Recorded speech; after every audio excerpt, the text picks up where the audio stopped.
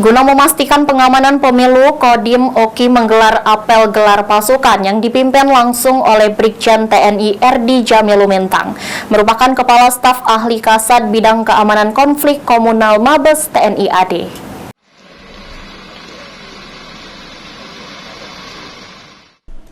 Kepala Staf Angkatan Darat Mabes TNI AD Bidang Keamanan Konflik Komunal Brigjen TNI RD Jamil Lumintang meninjau langsung kesiapan personil dalam apel gelar pasukan pengamanan pemilu 2024 di lapangan markas Kodim 0402 Oki.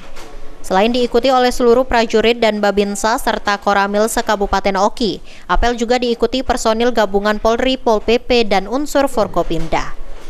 Kasat Bidang Keamanan Konflik Komunal Mabes TNI AD Brigjen TNI RD Jamil Lumintang usai apel mengatakan, dari tinjauan yang dilakukan kesiapan untuk pengamanan sudah maksimal, termasuk sejumlah peralatan sarana prasarana dalam kegiatan pengamanan.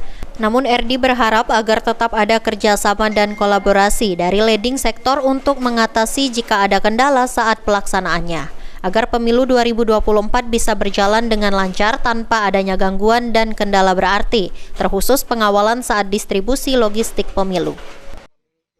Sebenarnya berterima kasih ya buat unsur-unsur Forkopimda yang ada di daerah Oki sini, karena dari kesiapannya, dari penyampaian dari Bapak Dandim, kesiapannya sudah maksimal.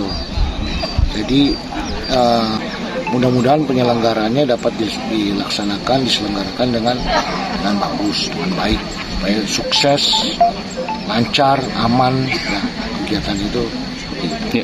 Kalau misalnya ada hambatan, terutama dalam pendistribusian surat suara ataupun yang lain, nanti pihak akan saling berkolaborasi lah, koordinasi kebutuhan mungkin saling mendukung, bisa mengajukan dukungan atau kolaborasi lah ke Pemda, saling membantu Polres atau kemana.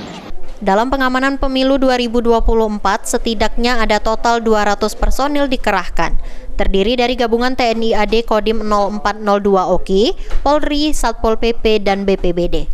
Semua personil disebar di setiap TPS yang ada di Kabupaten Oki. Novan Wijaya, PAL TV.